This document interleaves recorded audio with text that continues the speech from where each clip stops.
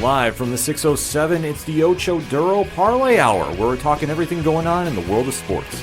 Join in the conversation on social media with the hashtag ODPH, because here we go. Instead of looking deep inside, every word I have to say, keep it simple. Welcome to an all-new edition of the ODPH podcast. What's happening, everybody? Thank you so much for joining us this week. My name is Ken M. Joining me in studio, as always, you know him. He's a co-host. He's a man of 1,004 aliases. His name is Padawan J. Let me talk to you. And boy, we have a lot to talk about in the land of sports. Entertainment has been a little quiet. But dare I say, can we take a victory lap per se, Pad? Sure.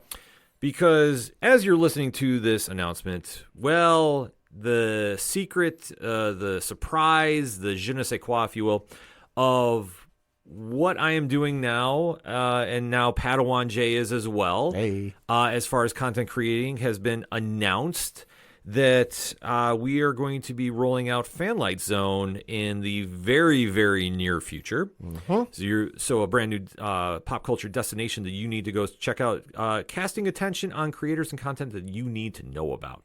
So the links will be there in the liner notes of this episode and in all ODPH social media. But if you really want to find out what's going on with that, Pad, where does everybody go? ODPHpodcast.com. So right on there, you're going to find out about Fanlight Zone and everything going on there. Make sure you sign up on all the socials. The links are up right now in the link tree. So wherever you're finding the account, go sign up, go follow. Trust me, you're not going to want to miss what we got coming there. Oh, no, you're not. But while you're at ODPH, still check out the blogs, still check out the social media accounts. I mean, we still have the ODPH going on as well, too, so stuff that's strictly for the podcast will be there. But a lot of stuff is going to be going to Fanlight Zone, so we're just going to tell you that right now.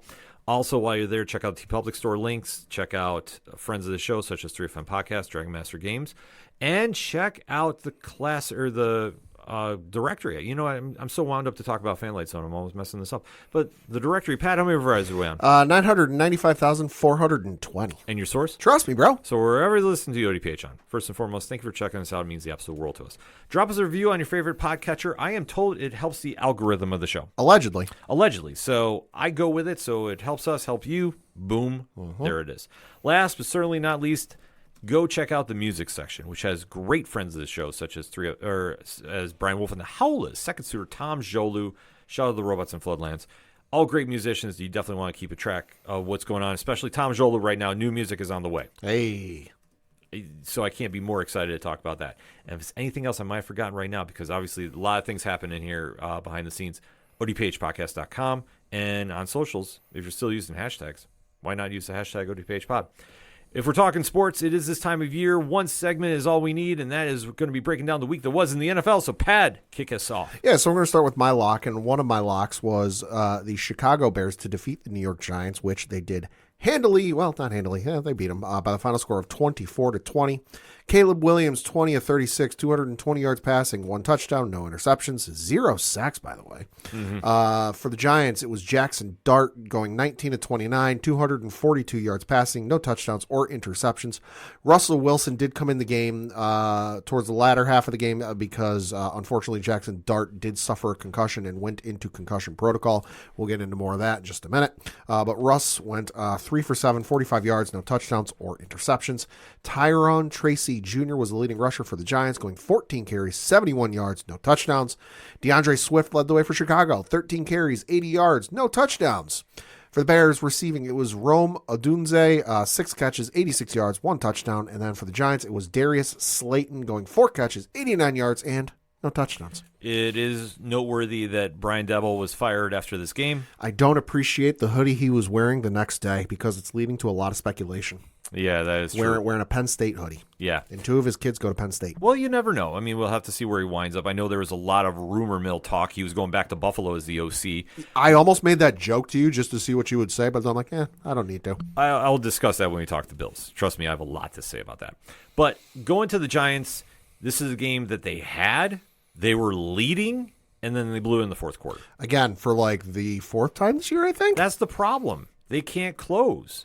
And for Dabble, who's supposed to be the offensive guru, the fact you can't close out games and get more points in the fourth quarter after you've been dominating most of that game, that's a problem. But it is. And obviously, Jackson Dart going out, that really hurts. Jameis Winston is going to be starting next week. Yep. That can only help. I'm sorry, Russell Wilson, time has passed you by.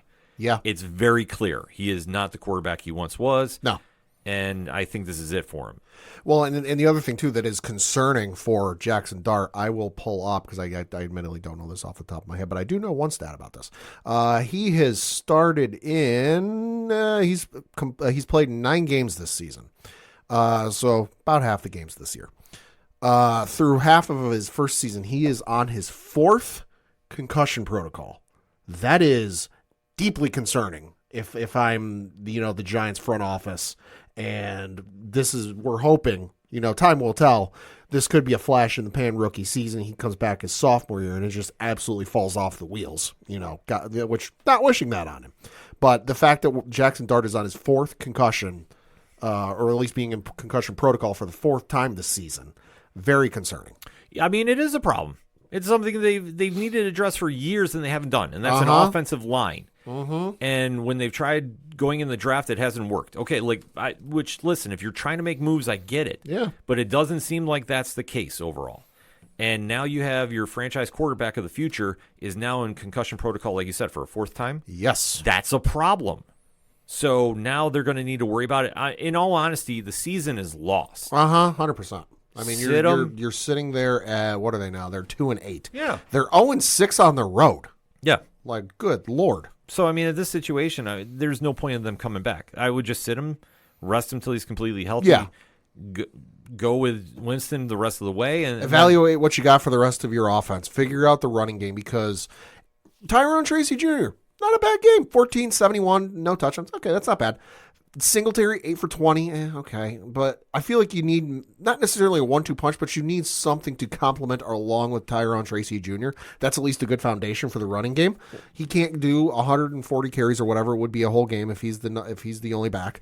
And then the receiving core. Listen, we have said since at least Odell Beckham Jr. left that they need to figure out that receiving core. Yeah. I mean, that's a problem that they need to address this offseason. I don't know who they get. I think they will get some free agents that we might not suspect, because Dart is showing signs of life there. Could be. So, and Scadaboo, we hope he comes back next year. We don't know. So they're going to have a lot of questions this offseason, but especially getting a head coach that comes in and can right the ship. Yeah. Because that's what they need. They need somebody to steer it in a right direction. And Dabble, we knew was having problems this season. Yeah. It was make or break. Yep. And unfortunately broke for him. So his future is very much up in the air. He's going to land somewhere. Oh, yeah, he'll land somewhere. Whether it's Penn State, whether it's Buffalo, whether it's a team we're not even thinking about. He will land somewhere, so he'll be fine. And then we'll see what happens to the GM, because there are those rumors, too. But, no, Sheehan is staying. They said that Sheehan will be back next season. Oh, okay. So the one thing, though, I want to say before we switch over to the next game, we have to applaud the Bears. Absolutely. The Bears are for real, folks. Ooh. The Bears are currently sitting pretty. Looking at the standings for the NFC Central, they're sitting in 2nd place, although, listen, they're tied for 1st place. With the Lions, they're also being 6-3. They're right ahead of the Green Bay Packers at 5-3-1, and then the Vikings are in last place at 4-5. Yeah, it's only 2 games separation. Yeah. But for the fact that the Bears have turned around this quickly, kudos to Ben Johnson, what he's done with his team. He's inspired. He's inspiring the Mounties 4th quarter comebacks. So when you have this culture changing, that's a huge win for your franchise. That's what they're doing in Chicago. Caleb Williams, he's getting the most out of him. This reminds me of when Jared Goff came over to Detroit. He worked with him, got the most out of him. Yeah. Am I saying Williams is going to be 2.0? I don't know. But I'm saying right now, I'm liking what I'm seeing out of the Bears. If they're going to really make a run, I don't think they have enough to get to the Super Bowl. But if they can at least make playoffs, which I had a feeling they were going to pull off. Sure. If Johnson got this team to buy in, they're going to be a scary first-round opponent. Absolutely. Well, if they want to get battle-tested, the next 4 weeks will certainly do that for them, because this upcoming Sunday, they're on the road playing the Minnesota Vikings. Week 12, they're at home playing the Pittsburgh Steelers. Then they got a little bit of a short turnaround. They're playing on Black Friday on the road in Philly against the Eagles. That'll be 3 o'clock Eastern on Prime Video. And then week 14, they're on the road playing the Green Bay Packers. So that ain't easy. It's not an easy road. Yeah. For the New York Football Giants, well, it don't get any easier for them either, because this upcoming Sunday, they're at home against the Green Bay Packers. On the road playing the Detroit Lions, week 12. Week 13 is on the road playing the New England Patriots. That'll be on Monday Night Football. And then they got a bye week in week 14. At least they can look at week 14 and be happy. It cannot come soon enough for those folks. No, definitely not. Then we got to talk my leap, and boy, I figured this would be a lot more different than it was. Wow, I will say this on record, this was the most disappointing game of the weekend, and there was, we'll get into it, okay, but I'll let you get the lead here. Yeah, so the Philadelphia Eagles ended up beating the Green Bay Packers by the final score of, wait for it, 10-7. It was like a baseball game with a lot of home runs. Jalen Hurts, 15 of 26, 183 yards passing, 1 touchdown, no interceptions. Jordan Love, 20 of 36, 176 yards passing, no touchdowns or interceptions. Josh Jacobs led the way for Green Bay in rushing, 21 carries, 74 yards, just 1 touchdown. For the Eagles, it was Saquon Barkley, 22 carries, 60 yards, no touchdowns. Devontae Smith led the way for Philly in receiving, 4 catches, 69 yards, 1 touchdown. And then for the Packers, it was Christian Watson, 2 catches, 45 yards, and no touchdowns. Okay. First and foremost, what the hell was Nick Sirianni doing in the fourth quarter? This is the problem I have with this game. You're up. You have Saquon Barkley, arguably the best running back in the entire league. Mm-hmm. Why are you passing with under 2 minutes left when you have the lead? Yep. I don't understand this play calls, and you're lucky that Green Bay couldn't pull it out because it looked to me like you were giving them every single chance to, and that does not make any sense to me. You're on the road against a Super Bowl contender, and the fact that you're struggling this entire game, remember, it was 0-0 at halftime. 0-0 at halftime. Nobody scored until the third quarter, and that was a field goal from the Eagles. Nobody looked good. And Hurts did not get anything going until extremely late in this game. So the fact that you're struggling to put up 10 points with all the offensive weapons you have is a problem. Green Bay's defense is good, but it's not shut down. It ain't that good. No, Micah Parsons, granted, he got lucky with a trip that he did. He did not get called with, too, by the way. The fact that Green Bay held him in check, that's a huge win for them. Oh, yeah. But the problem I have is Philly. I don't know what you were thinking in that fourth quarter. I mean, listen, I think Philly can count its lucky stars. They got out of there with the win because there's no way they should have won this game. Absolutely not. Green Bay should have come back and beat them handedly. Now, I'm not saying 3, 4, 5 scores, but they should have put up more than a token touchdown in the fourth quarter because the way you just look at the stats further. I mean, Saquon Barkley, you're leading 22 carries from Saquon Barkley. You know, yikes. Jalen Hurts was your next rusher, 5 for 27. Will Shipley, 4 for 17. Tank Bigsby, 3 for 7. And then you look at the receiving core. The receiving core is just awful, and I'm saying this as an A.J. Brown fantasy owner. You know, Devontae Smith, 4 for 69, as I mentioned. That's on 7 targets. Godare, their tight end, 4 for 43 on 6 targets. Saquon Barkley, 3 for 41 on 3 targets. Will Shipley, 2 for 17 on 2 targets. A.J. Brown, 2 for 13 on 3 targets. That's the problem. And then Grant Calcaterra, none for none on 1 target, and Jahan Dotson had the same, none for none with 1 target. Like, for as pass happy and as dynamic as this offense can be, it's looking a little one-sided. It completely was. I mean, the fact that you held A.J. Brown in check for 3 attempts for 13 yards. I'm saying this wasn't 09 Revis on the other side. Right, exactly. Who on Green Bay's secondary scares you? Secondary. I'm not saying Parsons. Right. That's the big flag here. There is a problem with Philly's offense because if you're beating the easy teams, which they should. Oh yeah. But now you go head to head with a Super Bowl contender, right? And you're struggling to put up more than 10 points, let alone the first half you got shut out. Right, and I get weather was cold. It got real cold here in the northern part of the United States. They play in Philly. Exactly, that's the thing. That's not an excuse. You throw that away. The fact they got shut down by Green Bay's defense, that is a little worrisome. Sure. Like, if you a scale from 1 to 5, that's like a 2. Yeah. It's noteworthy. Yeah. I'm not saying you need to really go, okay. The panic button's not getting hit, but you're taking the cover off. No, but the problem is that fourth quarter you're up, and you nearly gave it back to them. Yeah. And for Green Bay, had they not wasted a timeout earlier in that half, they would have had enough to set up a play, get a more field goal range. Yeah. Because their kicker was hurt. Oh, yeah. So he did something to his hamstring. So the fact he was not 100%, but he almost nailed it.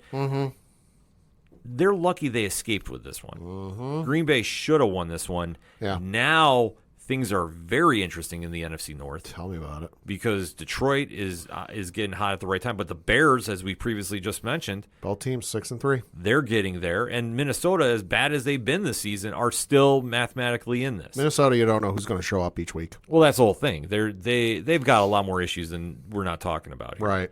But for Philly, you're 7-2. You're arguably going to win your division easily. Mm-hmm.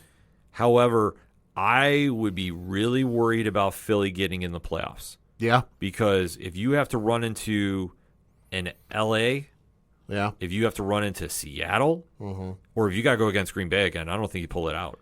Currently, as we record, Philadelphia is the number 1 seed in the NFC, and they win that tiebreaker because they have the same record as Seattle. They win the tiebreaker over Seattle based on best win percentage in conference games. Yeah. So if Seattle can keep winning.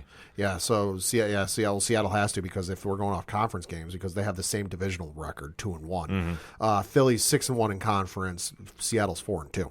Yeah, so it will be scary for Philly, but if they can keep winning, they'll be fine. Yeah. One hiccup like this again, and especially with atrocious play calling in the fourth, they're going to be out of that number 1 seed, and then I don't know if they make it out of the first round. I really don't. That's how good the NFC is this year. Well, I'll say this. If they can make it out of this next month stretch of their season, they should, and I say should, bold, italicized, capitalized, underlined, everything you can do, should be the number 1 seed, because listen to this next month of the season. This upcoming Sunday, they are at home against the Detroit Lions. That'll be on Sunday Night Football on NBC. That's going to be a great game, though. Following Sunday, they are on the road playing the Dallas Cowboys. Always a good one. Week after that, week 13 is as I alluded to earlier with the Bears. That's the Black Friday game. They're at home against the Chicago Bears on Prime Video. Better than advertised. And then week 14 is on Monday Night Football, where they're traveling out west to play the L.A. Chargers. So, but after that, gets significantly easier because they've got the Raiders, Commanders, Bills, and Commanders. Yeah, Bills are the only ones going to give them a tough time. Bills will give them a tough time, but Raiders and Commanders they should handle easily. If Jalen Daniels isn't playing for the Commanders, they're done. Yeah. So that's a non-factor. Yep. And then for the Green Bay Packers, they've got the New York Giants this upcoming Sunday. That'll be on the road. Then week 12, they've got a home game against the Minnesota Vikings. Week 13 is a road game against the Detroit Lions. That's on Thursday, so that's on Thanksgiving. And then week 14 is at home against the Chicago Bears. Well, that's a tough stretch for them. They are division heavy. Holy cow. Because they've got that Chicago game I mentioned. They've also got another game against Chicago and Minnesota to end the year. Oh, by the way, they've got Denver and Baltimore sandwiched in there, too. It's a tough road for Green Bay. Green Bay, like I say, that time might come back to haunt them. I know they're down a tight end this season, but they're going to have to find somebody to step up and help Jacobs. Yeah. That's all it comes down to. Yeah. Like, they need to get healthy quickly. I don't know if they can. One team, though, that is surprising everybody. Yeah, tell me about it. And we have to say this right now. If the season ends today, there is only one clear-cut candidate for MVP, and that is Jonathan Taylor. Yeah, I agree with that.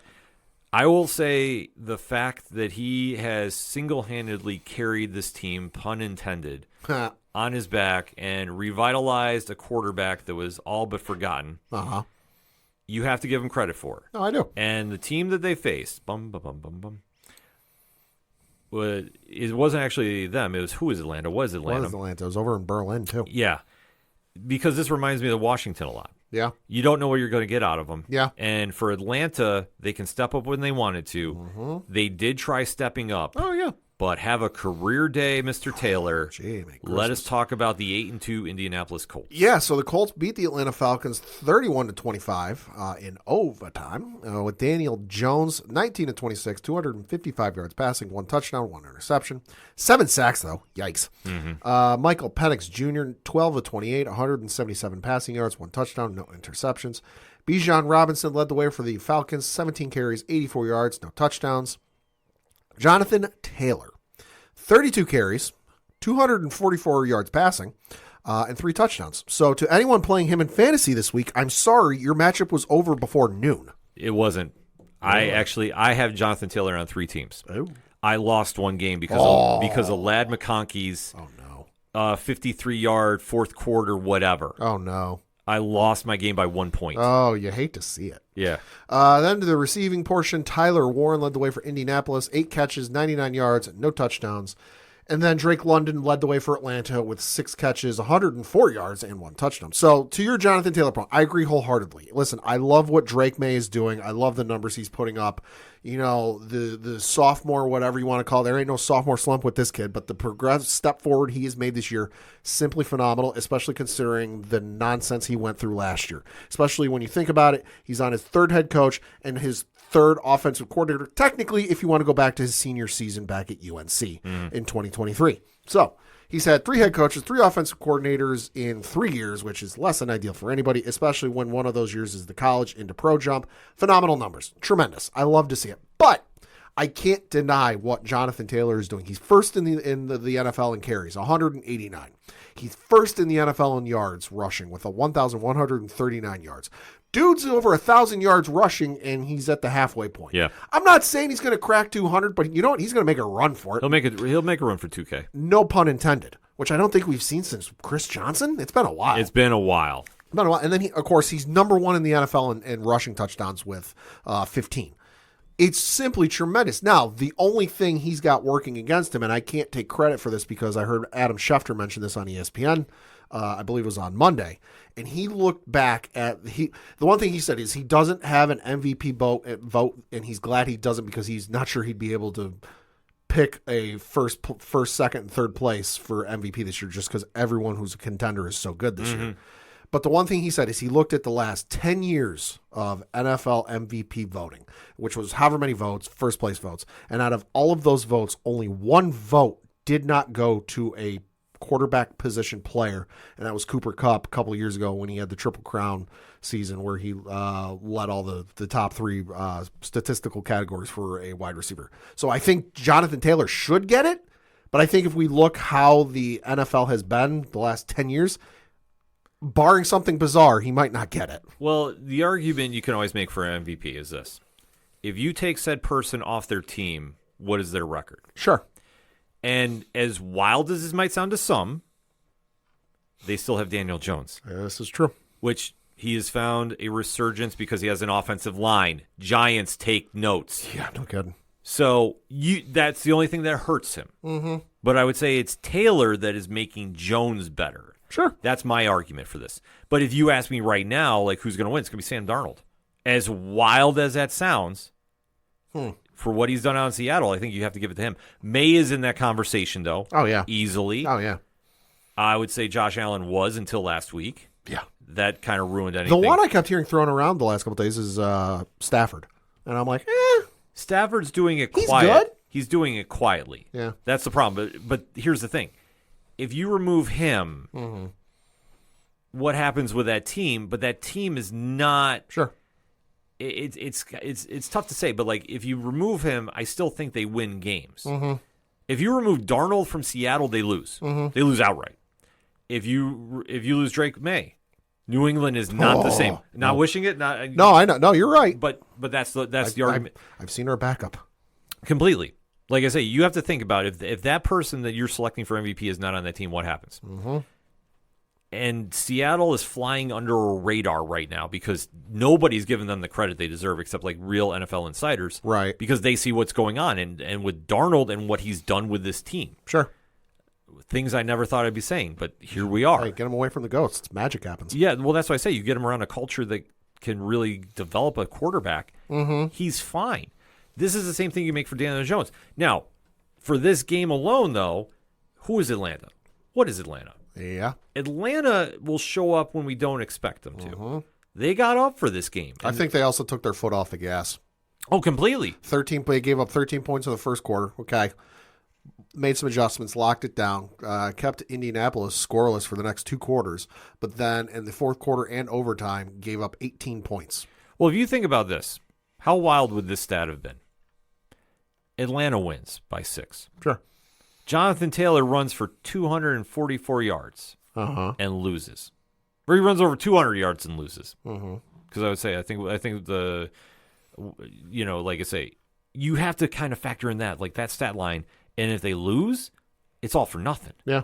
So in this situation, though, Atlanta, that's why they're Atlanta. They've got some flashes. They'll play you hard, but it's just their ability to close out the games is just not there right now. No, completely. And that's the sad thing about them is they could be a real contender. Yeah. But unfortunately, they just can't put it together for whatever reason. So it is what it is.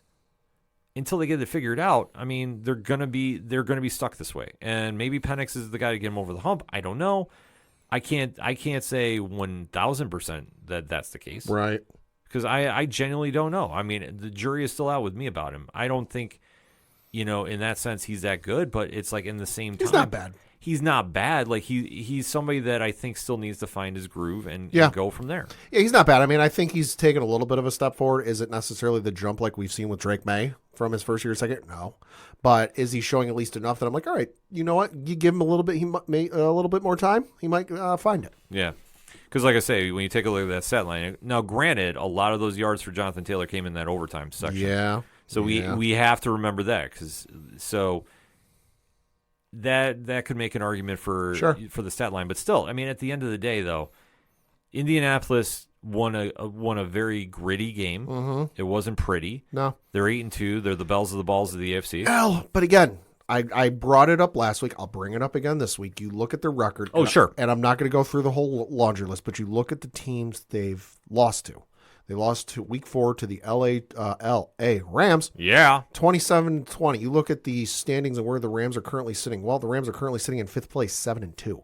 You look at they lost week 9 last week against the Pittsburgh Steelers, who are currently sitting in the AFC with a record of 5-4. They're beating the team, they being the Colts, are beating the teams they should, the teams that are below 500. When they come to the teams that are above 500, not necessarily happening. Different story. We'll see. But, listen, they're good. They're putting up the numbers. It's great, but they're also beating the teams they should. The true test is going to be Kansas City in 2 weeks. Uh-huh. That's the true test. Like, if they win by 2 touchdowns, then they're for real. Sure. But I want to see how Daniel Jones and Taylor do against Spagnuolo. Oh, yeah. That's the matchup I'm looking for. Yeah, no, that's true. So for the Indianapolis Colts, they're on a bye next week, as you alluded to. Then they come out of the bye week 12 on the road in Kansas City, playing the Chiefs. Week 13 is a home game against the Houston Texans. And then week 14 is on the road playing the Jacksonville Jaguars. For the Atlanta Falcons, this upcoming Sunday, they have a home game against the Carolina Panthers. Week 12 is a road game against the New Orleans Saints. Week 13 is on the road playing the New York Jets. And then week 14 is a home game against the Seattle Seahawks. Well, an interesting time if you're the Colts. I mean, for Atlanta, it is what it is. Yeah. The other game, though, we're going to discuss because, well, we have to. Mm-hmm. This is not a pretty game by any means. No. But somebody had to win this one. Listen, the New York Jets, statistically, and I can say this in all factuality, they love playing teams from the state of Ohio. Yes. The Jets are, what are they? They're 2-7 this year. You know who their 2 wins are against? Cincinnati, state of Ohio, and the Cleveland Browns, state of Ohio. Yeah. Maybe that's the secret all along. They just have to play somebody from or in the state of Ohio. Yeah, but you know what? The thing Woody is, Johnson, get on it. When they're winning with their special teams, that's what does it for them. Oh, yeah. And that's what won them this game. Yeah. So let's break it down. Jets won by the final score of 27-20. Justin Fields, 6 of 11, 54 yards, 1 touchdown, 1 interception. Dylan Gabriel, 17 of 32, 167 yards passing, 2 touchdowns, no interceptions, 6 sacks, though. Yikes.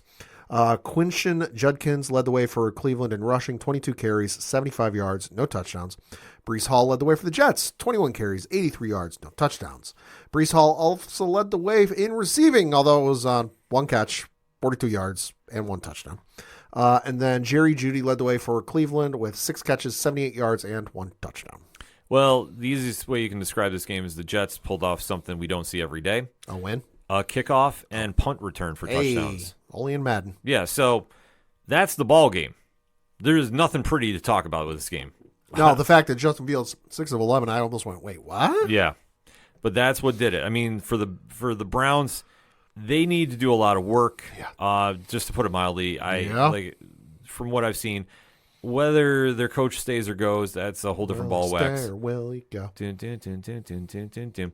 Dylan Gabriel, I'm not sold on. I think at this point, I think you got to give him a little bit of time. I mean, he's gotten dealt a very bad hand with this, and he's not bad. 167, two touchdowns, no interceptions.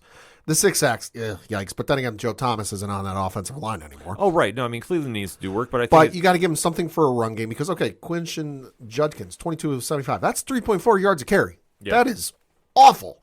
Okay, you got Jerry Jeudy. Not bad. Your next leading receiver was Harold Fannin Jr., 4 for 44. And no touchdowns. That's not bad. David Njoku's a good tight end, but you got to target him more than twice for 21 yards. He got 1 touchdown, so that's not bad. But then you look at the rest of the receivers, like, who is scaring you in that receiving corps? oh, nobody does. Cedric Tillman, Dylan Sampson, Jerome Ford, Jeremiah Thrash, Malachi Corley. Like, do any of you have them on your fantasy team? Be honest. I can't remember if I have one of them. I'm not talking Judy and Njoku or Judy or Njoku. I'm pretty sure the percentage is very high on ownership and fantasy for those guys. Yeah. The rest of them, single digits. But that's the whole problem. I mean, Cleveland has no identity right now. I mean, they're known for their defense. Their defense is supposed to be shut down, and yet 3 sacks, and I'm willing to bet all of them were from Myles Garrett. Oh, probably. Half a sack was from Carson Schlesinger. Another one, half sack was Malik Collins. Miles only had 1. Ho hum. Yeah. And then Cameron Thomas got the other one. Yeah. So I mean, it is what it is. Yeah. So there really isn't much to talk about with this game, so we'll just kind of skim past it. But good thing for the Jets. I mean, listen, Aaron Glenn is trying to do this damnedest down there. He's got a team that just got done dealing players, by the way. I know we didn't really talk about that. Sauce Gardner is gone on his way to the Colts. Indianapolis. Yeah, which, I mean, listen. It's a good pickup for the Colts. It's a good pickup for the Colts. I can't be mad about that at all.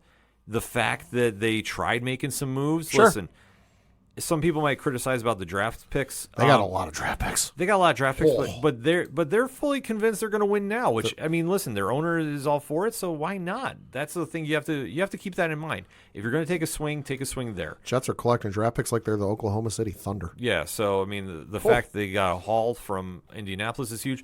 Dallas making some moves, giving up getting Quentin Williams, which I would love to see him in Buffalo, but I know they weren't going to do an interdivision game or trade. So listen, the Jets can rebuild, but the problem is they need to get the right pieces there. Oh yeah, can they do it? I don't know. Because I don't think Glenn, unfortunately, if unless he pulls off some more wins, I think he's gone. And it's a shame. Yeah. Because I think he's tried doing everything he can with this team, but this team is not good. He's got nothing to work with. Yeah, that's the problem. They completely went to dismantle this team. I think they're going to bring in somebody else next season. Probably. And then we go from there. But so for the Jets, they've got a short week because they're playing tomorrow, and they're on the road playing the Patriots. So that'll be on Prime Video. I know we're wearing our rivalry jerseys. Fun fact about that game, the line opened up at Patriots by 10.5. It's moved to Patriots by 13.5. Oh, boy. Also should note, because I know this from fantasy, Ramondre Stevenson is out. So you know who's getting the bulk share of the running back carries. We'll get to that in a little bit. But then moving on, Week 12, the Jets are on the road playing the Baltimore Ravens in Week 12. Week 13 is a home game against the Atlanta Falcons. And Week 14, the game of who the hell knows what's actually going to happen, because we'll get to that in a minute, is a home game against the Miami Dolphins. For the Cleveland Browns, this upcoming Sunday they have a home game against the Baltimore Ravens. Week 12 is on the road playing the Las Vegas Raiders. Week 13 is a home game against the San Francisco 49ers. And then Week 14 is a home game against the Tennessee Titans. Well, there's football. Yeah, I mean, there's 2 games they ain't going to win. I can tell you that. But the Browns should beat Tennessee because, Tennessee's just bad. And then Vegas, who the hell knows? Yeah, I mean, that's one thing about football. I mean, for a lot of these losing franchises, we just got to see what kind of moves they're going to do. And then maybe somebody gets retained next season. I don't know. But that being said, I think, Pat, it's time to take a final lap around the league and talk about the week that was. Yeah, so the Thursday game was the Denver Broncos beating the Las Vegas Raiders 10-7. Surprising. Barn burner of a game, folks. Well, you have to remember, though, it's a rivalry game. The Raiders were going to get up for it. Sure. But the Broncos held them, in check, and their Broncos defense 6 sacks. Yeah, that was the decision maker right there. So I don't want to say great win for Denver, but it's a division win. It's always good. It's a division win, and they're going to need this obviously with their schedule coming up. Yeah. Then you had the Baltimore Ravens beat the Minnesota Vikings 27-19. Well, this is Lamar Jackson doing the Lamar Jackson things. Lamar came back and looked. I mean, he didn't look too bad. He didn't look that bad. I mean, 176-1. So you never That's know passing, with the Ravens. I don't know if it's going to be enough to really make a run. I know they're kind of evaluating him as the week is going on. So it's a solid win if they're going to try really pushing. But I don't know. I just don't think they have enough this year to get now listen. This division, the way Pittsburgh is playing, we'll get to that in a minute. This division is Baltimore's to lose. I'm telling you right now. Well, I mean, you never know because with Cincinnati, Burrow is coming back. True. So that's the big X factor. Otherwise, I would say yes. True. But with Burrow, if he comes back healthy, it's going to be a tough spot for that final playoff spot. Then you had the New Orleans Saints beat the Carolina Panthers 17-7. Well, Saints had to win something. Hey, Tyler Show, 19-27, 282 and 2. Not bad. Not bad. Not bad for a rookie. No, definitely not. So something to build on. Yeah, Kamara had a somewhat decent game. Yeah, I mean, nothing really right home about this one. The Houston Texans beat the Jacksonville Jaguars 36-29. Bad loss for the Jags. Bad loss. When you get beat by the backup, that's a bad loss. I'm just saying that right now. So especially coming over a 19-point fourth quarter deficit, if I'm reading this correctly. I believe so. Oh, I know it helped out the Kansas City Chiefs because the Chiefs were on the outside looking in heavily thus far. They were up 29-10 going into that fourth quarter, and they gave up 26 unanswered. Yep. Oh, yeah. And the loss for Jacksonville helped the Chiefs because I got a buddy who's a Chiefs fan. The Chiefs were like 10th or somewhere around there in the playoff standings, but now because of Jacksonville's lost and some other stuff, the Chiefs are are tied with the Jaguars for that 7th spot. That's bad. Yeah. Bad. Yeah, tell me about it. Then you had the Seattle Seahawks beat the Arizona Cardinals 44-22. I mean, listen, Seattle flying under the radar. I'm telling you right now, they're clicking on both sides of the ball. They're reminding me of that early Seattle run that kicked off their new era in up in the Northwest. Cardinals are Cardinals. Yeah, it's just get to the offseason. Kyler Murray's got Call of Duty to play. If he comes back, I think he's gone. I think he's gone next season. Could be. The L.A. Rams beat the San Francisco 49ers 42-26. I mean, listen, there's a reason Stafford's in that conversation, but the Rams are just stacked on both sides of the ball. I love seeing Instagram reels from fans of specific teams talking so much, like a couple days before the game, and I'm seeing it on Monday because it's absolutely hysterical. I saw, and I don't know why I saw this, but I saw a whole bunch of 49ers fans. There's no way we're going to lose to the Rams at home. This is our house. We're the class of our division, blah, blah, like everything you would have expected, and then you get that dropped on you. Listen, the 49ers are one of the most injury-plagued teams in the league. Tell me about it. And I'm sorry, Mac Jones is not Brock Purdy. Nope. He's gotten lucky sometimes, maybe 33, 39, 319, and 3. Right, but they're not the same team. The fact that the Rams dropped 42 on them, I think that's case in point right now. Yeah, no, the Rams looking good. 49ers, 6-4. I mean, still, they're contending, but they need to get healthy. That's the problem. Then you had the Detroit Lions beat the Washington Commanders 44-22. No Jalen Daniels, no problem. I mean, that's literally the story of this game. Yeah, the Commanders fans losing their mind because this team looked like it was destined for a decent playoff spot, and now you might be looking at the middle of the first-round draft pick. I will say this. If Dan Quinn gets fired as their head coach, I would not be surprised. I wouldn't either. It's not his fault, but No, because you kept Daniels in that game that you should not have, and that's where he got hurt. Yes. Somebody's going to take the fall for that if they don't. Right. And the head coach will probably be the one. No, you're right. And then you have the Sunday night game where the L.A. Chargers beat the Pittsburgh Steelers 25-10. You know, the thing about this game is we're seeing old Aaron Rodgers instead of the Aaron Rodgers of old. Old man Rodgers. And I'm sorry, Steelers fans, this is the truth. There is nothing nice to say about it. Nope. Justin Herbert, I'm not sold on him being the guy. I know that it's the Chargers' third straight win. I'm still not buying them. If they even get in the playoffs, I still wouldn't even say they're going to make a run. I mean, granted. Chargers currently the 5th seed. Yeah, but still, that doesn't matter. Whoever would be the 4th will take them out. I'm just going to put it out there right now. I don't have any faith in the Chargers because every time the Chargers show this glimpse that they're an elite team, they'll find a way to mess it up. Well, don't be so sure. The 4th seed currently is this same matchup we just saw on Sunday. Well, okay.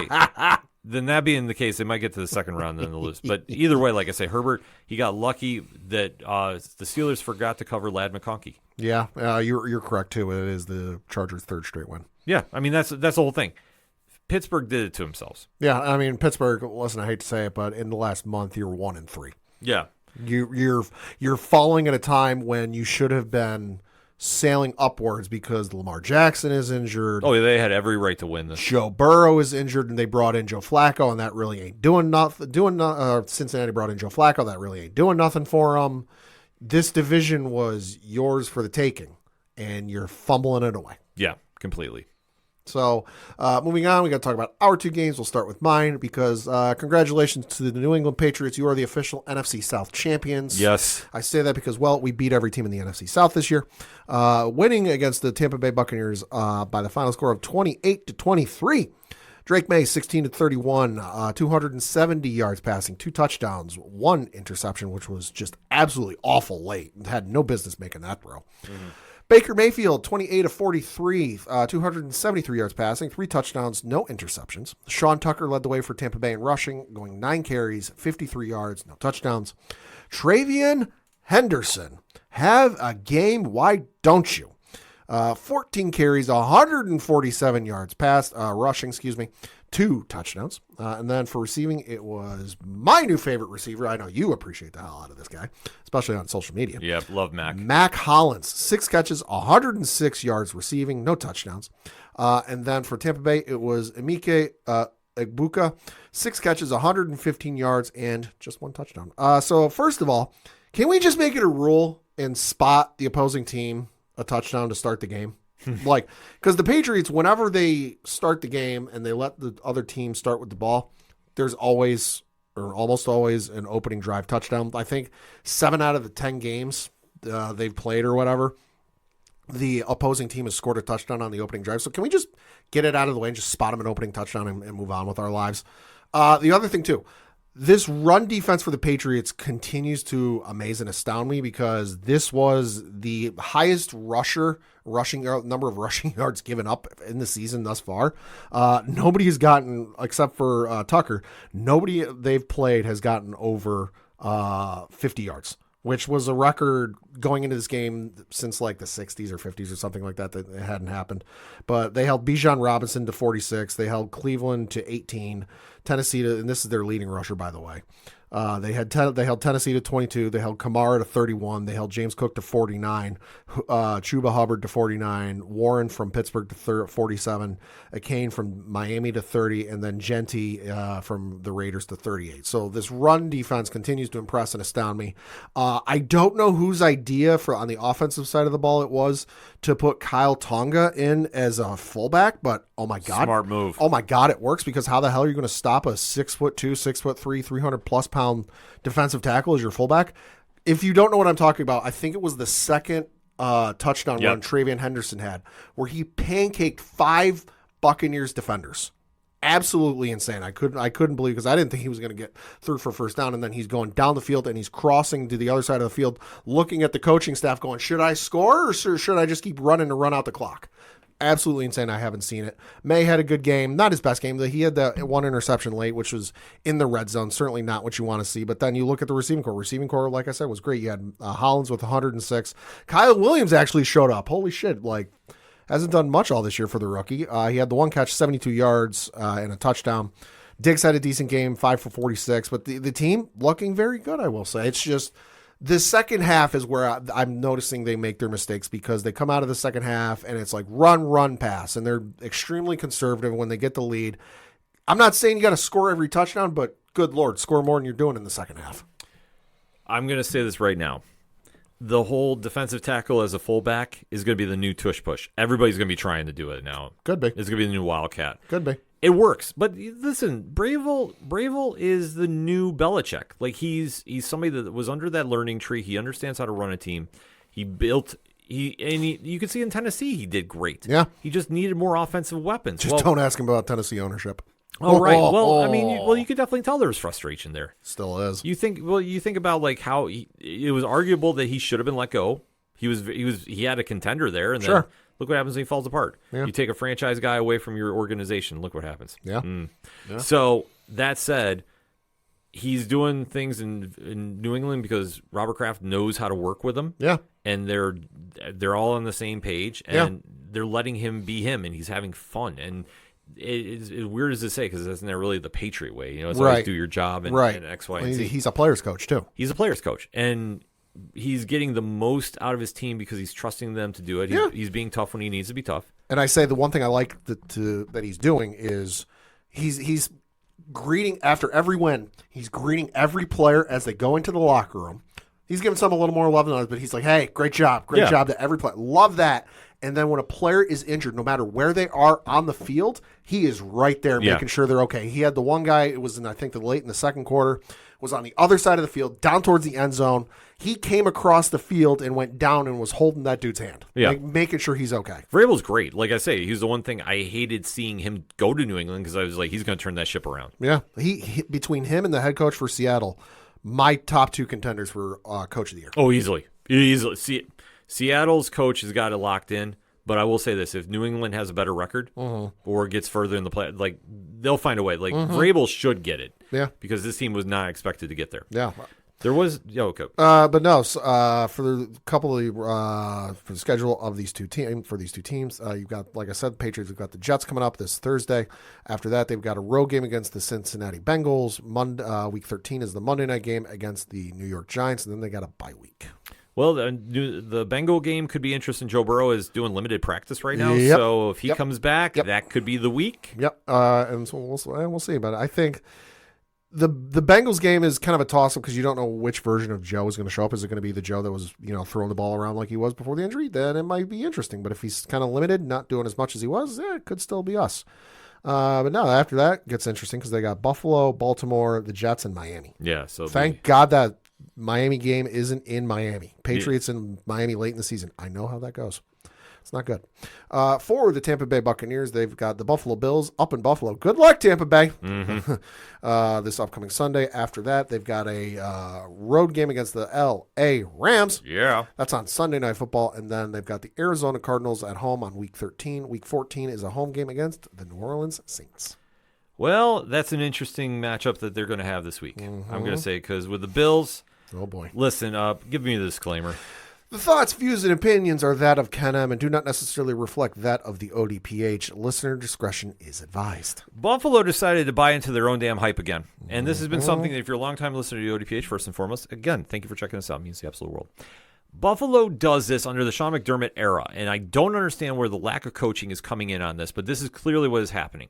You have a monster high win in beating a team like a Kansas City, and everybody thinks, oh, you're going to the Super Bowl, everything's perfect in this team, and you take the foot off the gas pedal, and you let a team like Miami, who has not beaten you in years, defeat you handedly.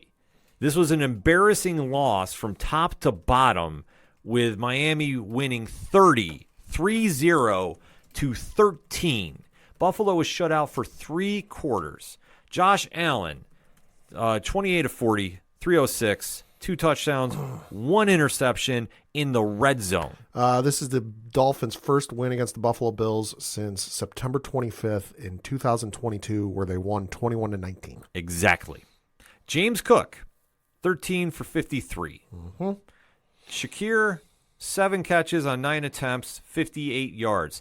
Keon Coleman, 8 targets, 3 catches, 46 yards, 1 touchdown. Allegedly the number 1 guy. Allegedly, depending on who you want to talk to, because ever since that whole Steve Smith comment came out, I don't know if that got in his head too much. I don't know what the case is. He has not been the same. And granted, Dalton Kincaid had a hamstring injury that definitely played a part. Right. The Bills got hit with the injury bug yet again on the defensive side of the ball. But the fact that this opening series, when the Bills had the ball, it was 4th and 1, and they're on their own 45-yard line. The fact they decided to punt, and Josh Allen had this perplexed look on his face. Yes, I'm using the big words. Perplexed. That already told me that they were in trouble. because for whatever reason, McDermott got too much in his analytics and said, okay, let's kick the ball to him. And Miami, to their credit, just ran the ball down their throats. 32 carries for everybody that got a credit for rushing on the Miami side of things. Yeah, but 22 of which were Kane. Kane 22 for 174 and 2. Yeah. Tua was not great. No. 15 for 21. 173 and 2 touchdowns, 2 interceptions. 2 and 2. And the interception, 0 sacks. Yeah, the interception, I don't know where he was even throwing.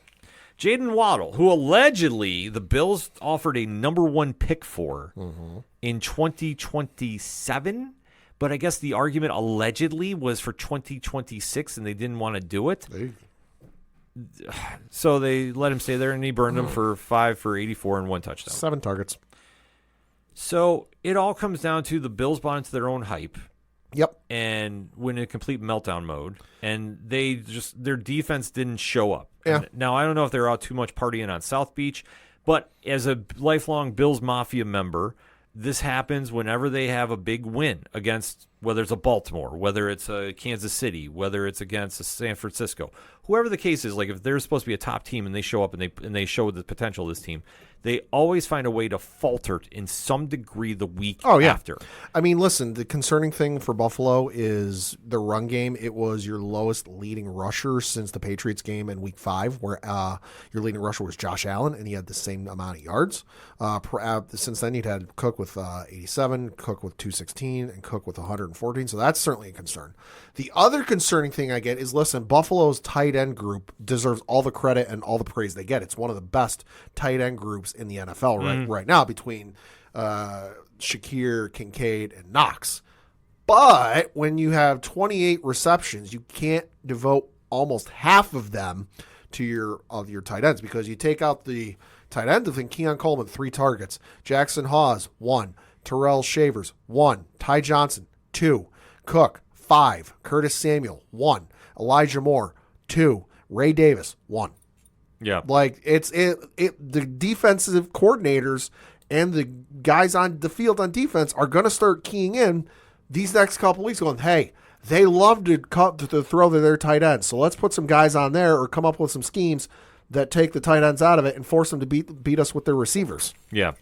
And the fact that fans were already saying that Joe Brady should be fired as the offensive coordinator and Brian Daboll should come back. That's insanity. Okay, this is the problem I have with Bills Mafia. This is what we alluded to at the beginning of the season when I said about people leaving early to go home on Sunday night. Yeah. Whenever the Bills do this, we all go the panic button. This is a bad game. This is a bad loss. This is a lack of focus on this team. That they were feeling too much like the media was putting them on the pedestal. Sure. That's the problem with this team. And this comes down to McDermott. Because you know this team and how they respond. And I'm not saying everybody, but you see how that defense played or lack thereof. Yeah. That's the problem. And the offense, Josh had a bad game. And for everybody screaming about the wide receiver position, he needs a number 1, X, Y, and Z. Pat, let me just make a very unique comparison here. Okay.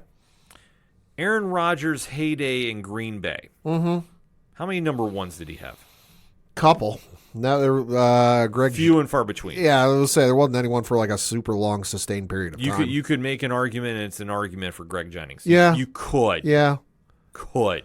Yeah, Randall Cobb was there a couple of years. But an elite number 1. But an elite number 1. Hall of Fame number 1? No, that's what I'm saying. Not really. Like you think about number 1s, like Randy Moss is a number 1 when he was with Brady. Sure. You think about Jerry Rice with a number 1. Say Terrell Owens in his heyday? Yeah. Chad Johnson in his heyday? You think about the elite receivers. Like you think of Justin Jefferson. You think about Jamar Chase right now. Yeah.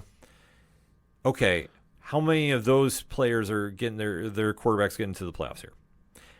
Josh Allen has worked with less and gotten more out of it. That's why he did get the MVP last season.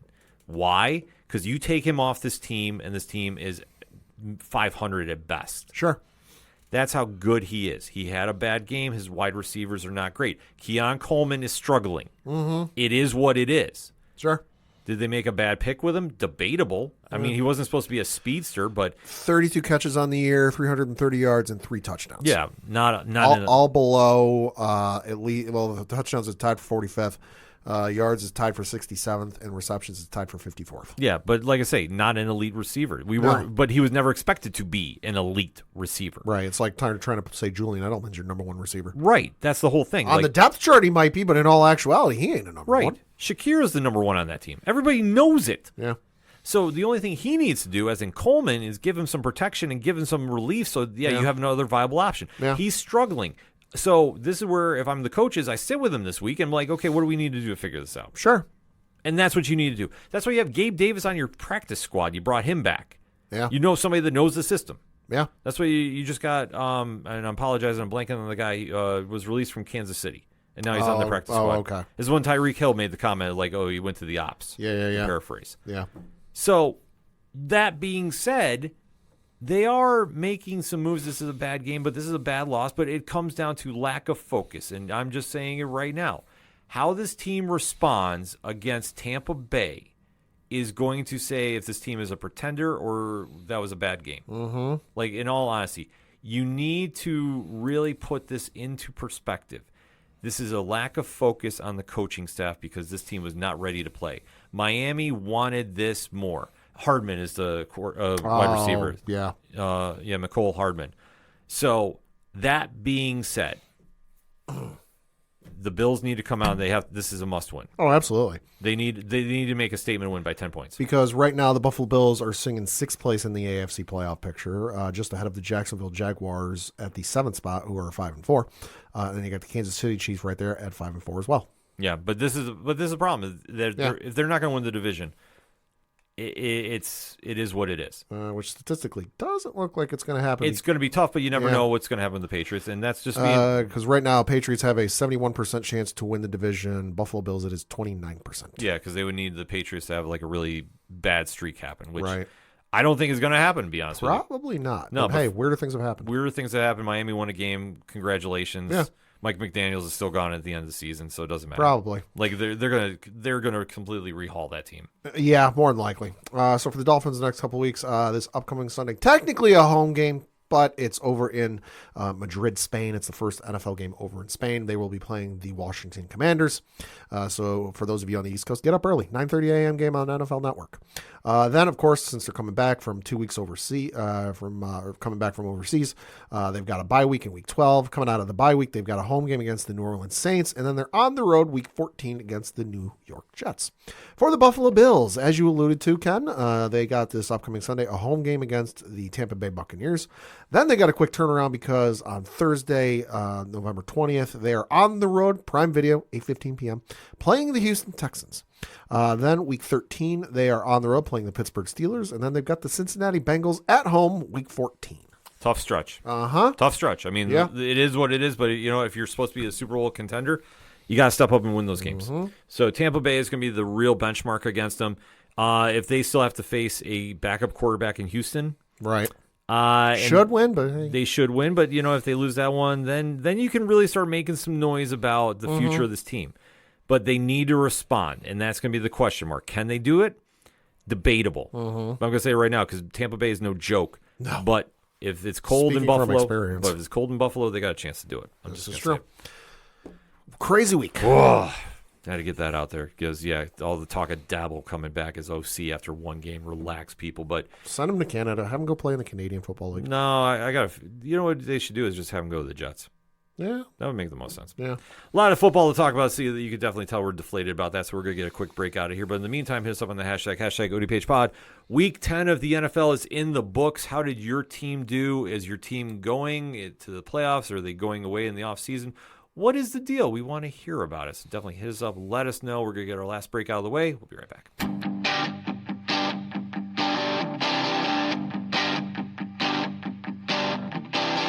This is Tom from Tom Joe Lou, This is Matt from Sideroom Sounds. and you're listening to ODPH Podcast. Wanna go where no one knows my name, to the desert, the oceans, or the plains. 'Cause I wanna... Coming back for the final segment on this edition of the ODPH podcast. Pat? Got a couple things to talk about, first of which is the local minute. And we're looking at the standings of the Federal Prospects Hockey League. Of course, that is the league where our local Binghamton Black Bears play in. And we're looking at the Empire Division because another week, Binghamton still in first place. That's right. So Binghamton currently in first place with 26 points. The Port Huron Prowlers are in second place with 21 points. The Topeka Scarecrows are in third place with 14 points. The Danbury Hat Tricks right behind them in fourth place with 13 points. Blue Ridge Bobcats in fifth place with 12 points. And then you got the Watertown Wolves in sixth place with 9 points. And then the Indiana Sentinels in last place with just 1 point. Looking at the schedule from last week, had a couple of games going on. Of course, some of them were highly touted, and I heard some good things about the games down there. I still got to get down there and get some and see some games. Schedule's been too busy. We got a lot of stuff going on here at the ODPH. We do. So they had the game on Friday, November 7th, against the Indiana Sentinels that they won by the final score of 4-1. And then they had another home game on Saturday, November 8th, against the Indiana Sentinels, where they won that one by the final score of 6-1. They got a couple of games this week. Both of them are home games. Friday, November 14th, 7 o'clock Eastern, they will be playing the Athens Rock Lobsters. That's an awesome name, if I do say so. That is dope. I'm not going to lie. If I do say so myself. So you got that going on. And then Saturday, November 15th, 7 o'clock Eastern, is again against the Athens Rock Lobsters. That one, we should note, is Education and Government Employee Appreciation Night. So definitely check out the social media stuff for information on all of that good stuff. But for more tickets, information, all that good stuff, BinghamtonBlackBears.com.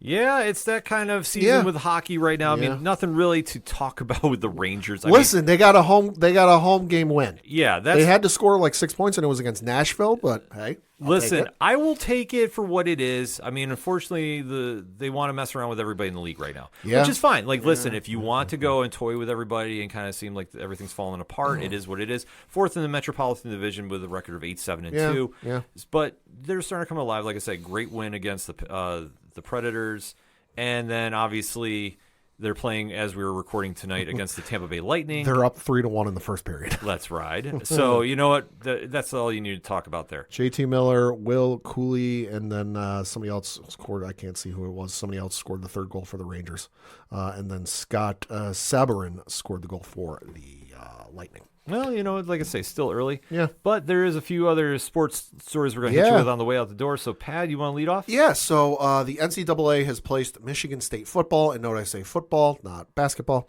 on 3 years of probation. Ooh, that's not good. For violations that occurred during Mel Tucker's tenure as coach. Ouch. So this, according to an article on ESPN.com from Jake Trotter, the article goes on to say, quote, "The violations occurred due to the participation of 3 ineligible players. Now, the Spartans will vacate all 14 wins from the past 3 seasons," a school spokesperson confirmed. That includes all 5 wins last season during Jonathan Smith's first year as coach. The 3 players are no longer with the program, the spokesperson said. Michigan State will also be penalized $30,000 plus 1.5% of the football program's budget. For the 2024 season, that budget was $58.6 million, according to figures provided by the Knight Commission on Intercollegiate Athletics. The Spartans will also face restrictions on official and unofficial visits, recruiting communications, recruiting person days, and off-campus recruiting contacts and evaluations over the probationary period. Close quote. So, Michigan, what are you doing? Yeah, bad stuff for the Spartans. Tell me about it. Listen, that's not the record you want. Nope. Then we got to talk a little bit of baseball news because, hey, season's over. They're handing out the awards. We'll go into the awards next week because, well, they're handing out another one tonight and another one tomorrow as we record. But we do have some interesting news, and we're kind of in the fan fiction period of free agency, I guess you could say. It hasn't officially started, but we'll see what happens. Because according to NewJersey.NJ.com's Randy Miller, it is being reported that an anonymous player who was with one Paul Skeens on the Pittsburgh Pirates in 2024 and 2025 has said that the pitcher's aspirations, saying, quote, "Trust me, he wants to play for the Yankees. I've heard him say it multiple times," close quote. An article on BleacherReport.com goes on to say, quote, "The anonymous player added that Skeens has no confidence the Pirates ever are going to win and is hoping for a trade well before he is eligible for free agency in 2030. Since going first overall to the Pirates in the 2023 MLB draft out of LSU, Skeens has been heralded as a franchise player, and he has already lived up to those lofty expectations. In 2024, Skeens received a May call-up to the big leagues, and he proceeded to go 11-3 with a 1.96 ERA and 170 strikeouts over 133 innings pitched. As a result, he was named National League Rookie of the Year and finished third in the National League Cy Young Voting Award. And then this past season, Skeens became the first pitcher in Major League Baseball history to start the All-Star game in each of his first 2 campaigns. He also built upon his spectacular debut. Says, although Skeens went just 10 for 10 with a Pirates team that ranked last in MLB in runs scored, he led the National League in ERA, 1.97, and while striking out a career-high 216 batters in 187.2 innings pitched. And he is, of course, a finalist for the Cy Young Award this year, along with Philadelphia Phillies' Christopher Sanchez and the Los Angeles Dodgers World Series MVP Yoshinobu Yamamoto. So should note, too, with the MVP or the Cy Young Award, that was voted on before the World Series, because if it was voted on after the World Series, you fucking hand it to Yamamoto now. Mm-hmm. But it wasn't. It's voted on before the season ends. So we'll see what happens. Weird things can happen. But hypothetically, let's play, speculation. If Paul Skeens does somehow find his way to the Yankees rotation, that would be quite the formidable rotation, because you would have one Max Fried, a returning Garrett Cole, Carlos Rodon, who had a hell of a year, by the way, Cam Schlittler, who was phenomenal down the latter half of the stretch and into the postseason. And then you also got Luis Hill. So somebody ain't making it onto that rotation, and, well, it ain't the first 3 guys. Yeah. Would be interesting if it happens. Well, I mean, listen, if the Yankees want to make a big move, because obviously timing for that comment is very interesting, I feel. Uh-huh. And I'm not saying something was planted out there, but we did hear the rumors, and we'll treat it as rumors. Uh-huh. Bryce Harper. Yeah. Obviously his dream to come play for the Yanks. Like, everybody is now talking about New York for some reason. Yeah. So my guess, my unofficial ODPH guess, is they're trying to make some buzz to see if the Yankees are going to maybe make a run for one of these players. Which, listen, I don't blame them if they, especially in Skeens' case. Yeah. In his case, yeah. I'm sorry, Pittsburgh is not going to do nothing. The Pittsburgh owner is notoriously frugal. Yeah. And is historically, and listen, I'm not shitting on the guy by exactly. any means, but you go look at the last 5-10 years of where the teams rank in terms of budget, and you go all the way to the bottom. Almost every year, the Pittsburgh Pirates are in the bottom 5. Yep. Every single year. Now, do the Yankees need more starting pitching? I mean, it don't hurt. Yeah. Sure. I'd argue they need a couple more things, at least offensively. I mean, they need to figure out what they're going to do at first base, because, you got Ben Rice, but you had Paul Goldschmidt isn't there. And then you've also got to figure out what you're going to do with the outfield, because Cody Bellinger opted out of his deal, but he's a Boris guy. He's going to opt out. Of course. So wait and see about that one. But listen, I think timing is everything with this. Sure. So if the Yankees want to make a big splash, go trade him. He's a generational talent. Like, what are you? What are you waiting for? If this I'm normally not one for them to want to give up some of their top prospects, but he's one that I'm like, what? Go. If you want to give up one or two of them, do it. Yeah, this is the time to do it. So Cashman, if you want to do it, do your thing. Uh-huh. We'll leave you with one final note and some news making the waves around the NBA. Okay. The Dallas Mavericks have fired their GM, Nico Harris. And in all likelihood, he found out about this before his meeting yesterday. Or Nico Harrison, I'm sorry. Yeah, so he found out. He found out on Twitter before the meeting, because the meeting was for 10 o'clock local time, and it was posted, I want to say, about 15 minutes before. Yeah, so obviously he has come under a lot of heat for trading franchise player Luka Doncic to the Los Angeles Lakers. For like next to nothing. Well, I mean, they got Anthony Davis and Christie and another They got pick. Anthony Davis and his albatross of a contract that there's already rumors they're trying to move Davis. Oh, completely. With this move, with Harrison gone. Listen, Nico Harrison, greatest Lakers GM in history. Well, that's the whole thing. and granted, Cooper Flagg being on that team helps. Sure. But it doesn't help now. The fact that they fired the GM just as the season has started, I think there's some more problems in Dallas than we realize. Less than a year before the 1-year anniversary of the Luka trade. 9 months.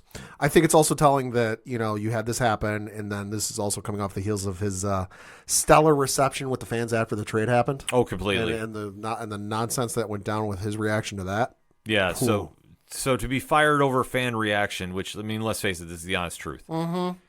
That is telling. It also doesn't help when you have minority owner, but not the majority owner anymore, Mark Cuban, going on multiple interviews and saying, yeah, that's a trade I wouldn't have made.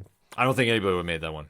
No, but here we are, Dallas. Luka's got the phone to show his reaction. Yeah, so an interesting time in the Lone Star State with this one. I'm just going to say put it out there with the NBA happening because, trust me, there'll be some fallout with this because I say with Dallas, had this team not had a distraction like this going on, they could have made a run to the finals like I fully do. But now, after hearing that Harrison is gone, I think you're going to see this team get dismantled. They're going to build it around Flag, which is fine. Yeah. But it'll take a while. It's going to take a while. Meanwhile, you got Wembanyama pulling up from 3. Yeah, I mean, the Spurs are getting hot. Oklahoma City finally lost a game. And those New York Knicks, 7-3, a game and a half back of having the best record in the East. So playing the Orlando Magic tonight and defending their undefeated streak at home. Love to see it. I'd love to see it. Oklahoma City finally lost a game. Yeah, that's what I was going to say. Sorry, Jerry. Yeah. I know we're going to get an angry tweet. Listen, we can't all go undefeated throughout the whole season. Yeah, I was going to say we're going to get an angry tweet about that, but it's okay. Probably. It's okay, folks, because we want you to hit us up and interact with us. That's what we do here on the show. We love to talk to everybody, so ODPHpodcast.com is the best place to go for that. Use the hashtags because that's it for sports this week. So for the one and only Padawan J. Fuck the Astros. I'm your host, Ken M. Thank you as always for listening to the ODPH podcast. See you next time.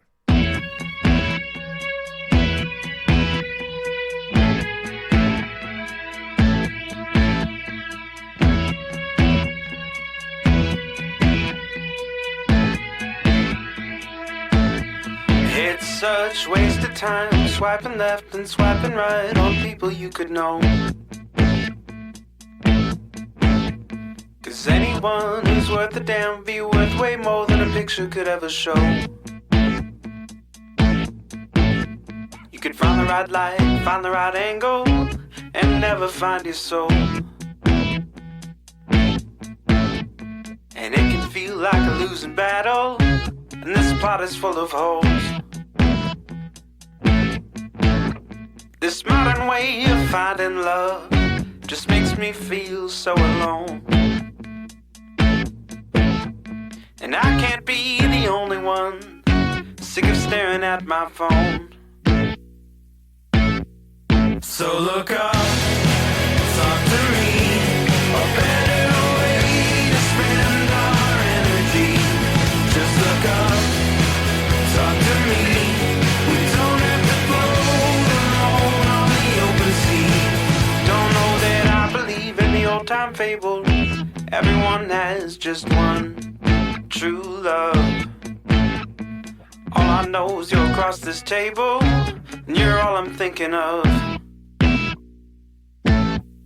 So look up, talk to me, a better way to spend our energy. Just look up, talk to me. We don't have to float alone on the open sea.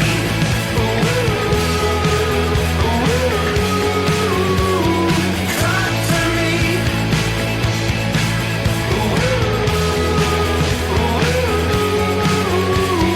Talk to me.